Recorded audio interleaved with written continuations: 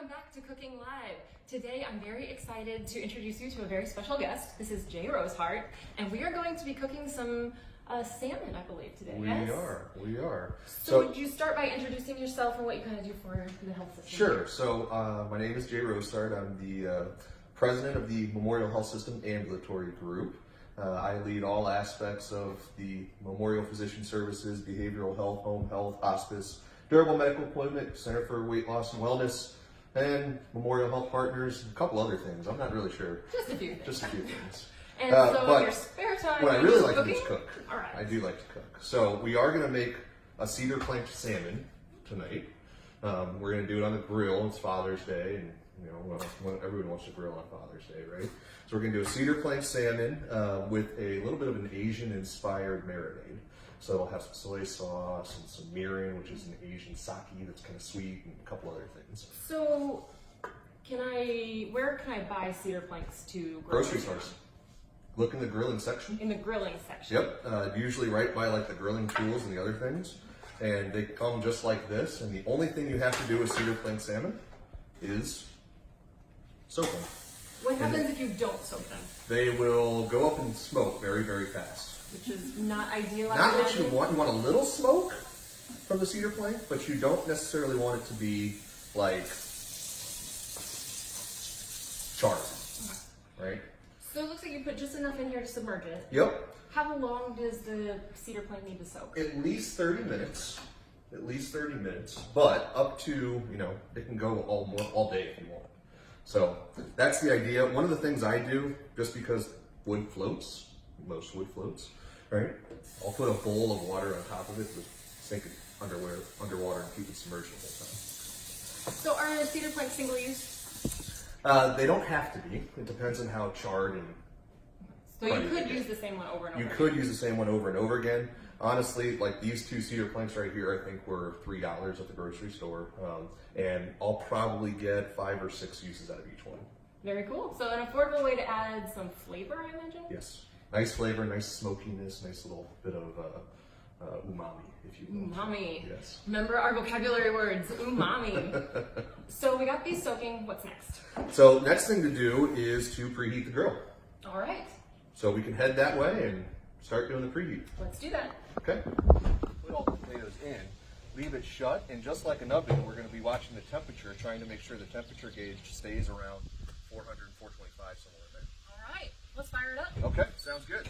I've already got the gas on, so this one's one of the quick and easy electric starts. And we are fired up. There we go. Easy as that. Easy as that. So now we're preheating. How long do I need to let this heat so that my pan is super hot? So by the time you get done prepping your potatoes and prepping your other food, it'll be ready to go. So if you just leave it on high to get it up to the temperature that you want, and then by the time you come back and are ready to add the potatoes, turn it down. All Stay right. right there. Let's go cut some potatoes. Okay, sounds good.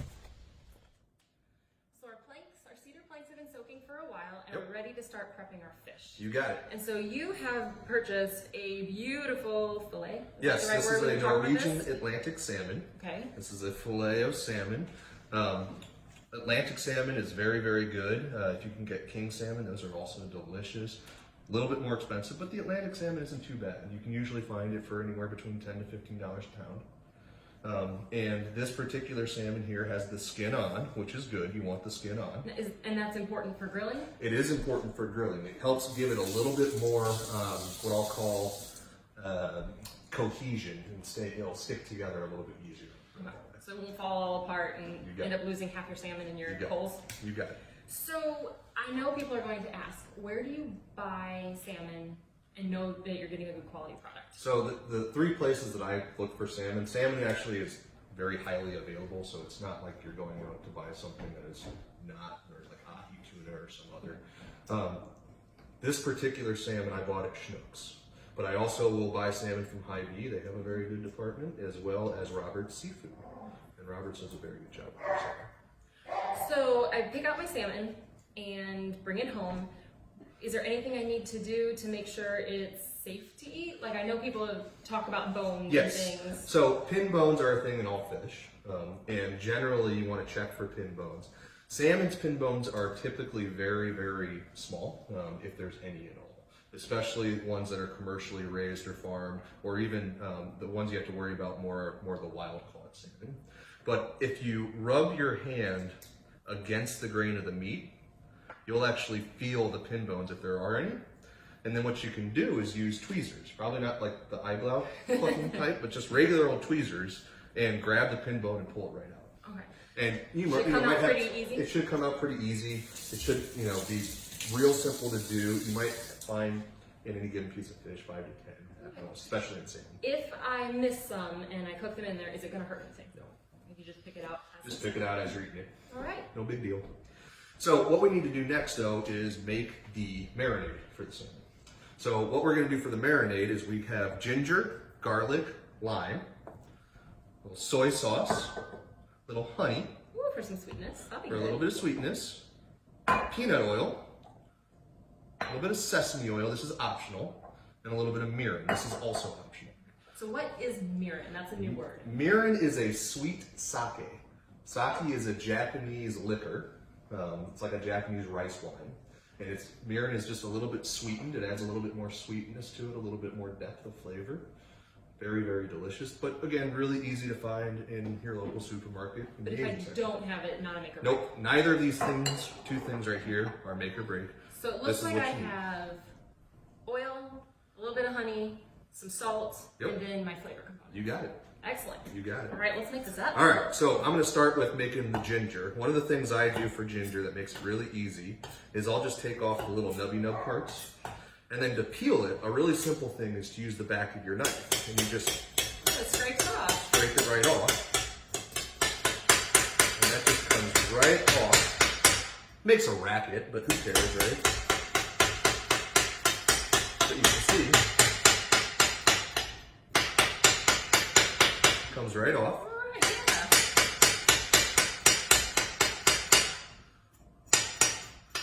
And then we're going to use a food processor, okay, or a blender, either one will work, to actually process this and make our marinade. So we'll just slice it up into rough little sections here. So I don't even need to be really very careful at all. Don't have to be careful at all because the food processor is going to do most of the work. And I've got a tiny little food processor there, and you're just using a piece of ginger that's about the size of your thumb. For how much fish? This is about 2 pounds of fish. So if I was making less fish, would I use less of all my marinade? Yep, you could half the marinade if you want to. Yep. So we've got our ginger sliced up here, and it's in there. Really good. The next step is we need 3 cloves of garlic. So the easiest way to do that, I just break the garlic like that and spill it all over the place. But then generally I'll find my 3 cloves of garlic here. There we go, I've got 3 cloves. And the easiest way to peel garlic, knife on top, smash. Right? And the papers come right off. Papers come right off.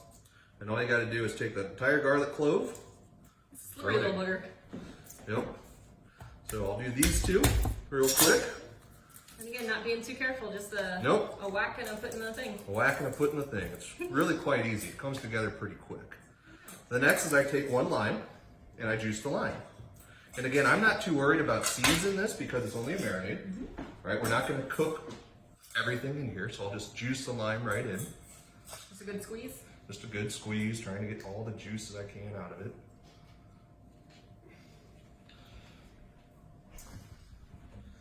And then we add the rest of our ingredients. So the rest of the ingredients, you're going to use about a cup of soy sauce. Low sodium is fine if you've got it. So then the soy sauce is the majority of the marinade. It is. It is. How salty will that make my fish? It really won't make it too salty, actually. About a cup of soy sauce will be enough to give it the flavor that you don't have to add extra salt. But it won't make it too salty. It'll be just fine. And you'll cut through some of that salt with some sweetness. So I've got a honey here, and I'm going to add about a tablespoon of honey. That's about good right there. And then what you want to do is add some of your oil.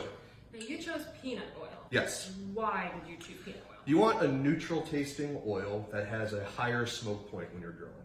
So if I didn't have peanut oil, would something like corn oil do? A canola oil would be fine, or any vegetable oil. Any of those things would be fine. I know that people use peanut oil in their turkey deep fryers because it has that high smoke. Yes. So. Yeah.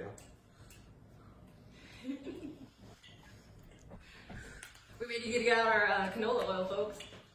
All right, you try that. Uh-oh. While you're trying to open that, let me get you some scissors. Look at that. You said you loosened it up for me. And all I'm going to How much add, am I putting in here? you're going to put, about a half a cup, so about half the amount of the soy sauce. That's probably good right there. All right. I'm just going to add about 2 drops of toasted sesame seed. It's like 2 little splashes. So is that This mostly is- for flavor, This or is all for flavor. This stuff is strong.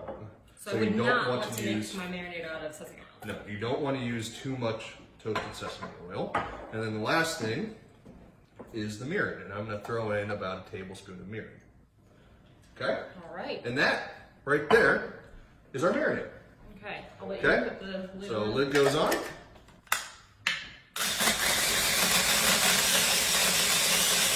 Do it until it's smooth and done.